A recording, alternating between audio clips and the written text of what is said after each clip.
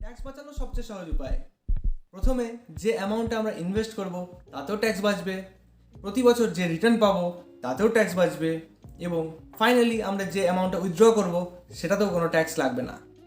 আজকে আমরা কথা বলবো এক্সাম্পট ক্যাটাগরির সবচেয়ে ভালো প্রোডাক্ট পিপিএফ নিয়ে। এই পার্টিকুলার ইনস্ট্রুমেন্টটার অনেক রকম সুবিধা আছে। বলা যেতে পারে যারা খুব কনজারভেটিভ ইনভেস্টার তাদের জন্য পিপিএফ হচ্ছে সবচেয়ে ভালো একটা ইনভেস্টমেন্ট অপশন। এখানে 15 বছরের লক ইন থাকে, কিন্তু কিছু স্পেশাল এমার্জেন্সি কেসের জন্য 5 বছরের পরে উইথড্রল পসিবল।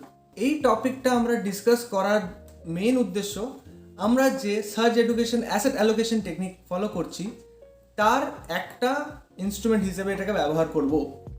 এখানে আমরা আমাদের 3 মাসের যে খরচার অ্যামাউন্ট সেটা রাখবো। তার ফল কি হবে? তার ফলে আমরা টোটাল পোর্টফোলিওর 1/20 অংশ এই ইনস্ট্রুমেন্টে অবভিয়াসলি রাখবো। তার ফলে 8%-এর কাছাকাছি একটা অ্যানুয়ালাইজড রিটার্ন লং টার্মে পেতে পারি।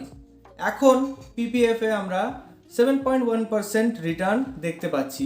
তার কারণ হলো ইকোনমিক স্লোডাউন এবং প্যান্ডেমিক।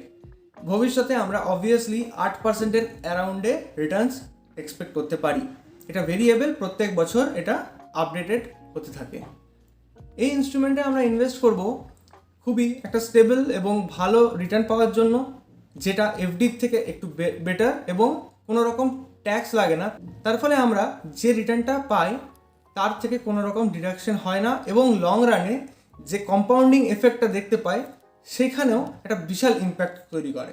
কারণ non taxable 8% return compounded over 15 long years, এবং তারপরেও এটাকে কন্টিনিউ করা যায় 5 বছরের জন্য, এবং যে কোনো সময় তারপরে এটাকে উইথড্রও করা যায়। তো এতটা লং সময়ের জন্য যদি আমরা ইনভেস্ট করে থাকি তো সেইখানে আমরা একটা বিশাল ধরনের ওয়েলথ ক্রিয়েট করতে পারি, যেটা খুবই কনজারভেটিভ ওয়ে হয়। আমরা সেখানে 15-16%-এর রিটার্নের কথা বলছি না, কিন্তু 8% উইদাউট ট্যাক্স একটা বড় অ্যামাউন্টই হয়ে থাকে।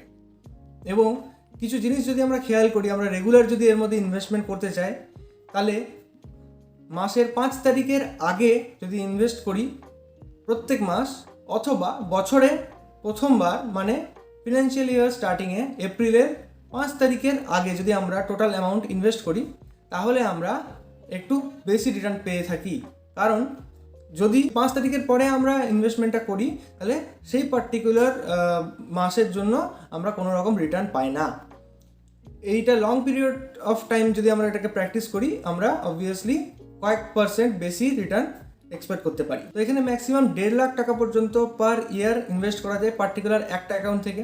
যে কোনো ভারতীয় নাগরিক এই অ্যাকাউন্ট খুলতে পারে, এবং একজনের নামে একটার বেশি অ্যাকাউন্ট খোলা যায় না। এই ধরনের ইনস্ট্রুমেন্টে আমরা আমাদের 3 মাসের খরচার অ্যামাউন্ট রাখবো, যার ফলে খুবই সেফ অ্যান্ড সিকিওরভাবে এই অ্যামাউন্টটা গ্রো হতে থাকে। এখানে আরও কিছু বেনিফিটস আছে, যেমন যদি কোনো রকম লিগ্যাল ইস্যুস হয় তাহলে আমাদের যে কোনো রকম অ্যাসেট ব্যাংক কিংবা কোর্ট বাজেয়াপ্ত করতে পারে, কিন্তু পিপিএফে যে অ্যামাউন্ট জমা থাকে সেটাতে কোর্টও হাত দিতে পারে না। সেই জন্য এটা খুবই সেফ একটা ইনভেস্টমেন্ট অপশন বলে গণ্য করা হয়। এবং যারা সিনিয়র সিটিজেন তাদের জন্য একটা অল্টারনেটিভ আছে, যেটা হলো সিনিয়র সিটিজেন সেভিংস স্কিম, যেখানে ম্যাক্সিমাম 15 লাখ টাকা পর্যন্ত জমা করে রাখা যায়। তো এই ধরনের ইনস্ট্রুমেন্টের একটাই গুরুত্ব যে আমরা সেফ অ্যান্ড স্টেডি একটা ইনকাম পেতে থাকি, রিটার্ন পেতে থাকি, যেটা আমাদের শেয়ার মার্কেটের সাথে লিঙ্ক নয়, এবং এফডির থেকেও বেটার রিটার্ন পাওয়া যায়। তো পরের ভিডিওতে আমরা আরও ডিসকাস করব কত রকমের আলাদা আলাদা ইনস্ট্রুমেন্ট হয় যেগুলো আমরা ইউজ করতে পারি এই পার্টিকুলার অ্যাসেট অ্যালোকেশন টেকনিককে ফলো করার জন্য। তো দেখা হচ্ছে পরের দিন। আজকের জন্য এইটুকুই, বাই।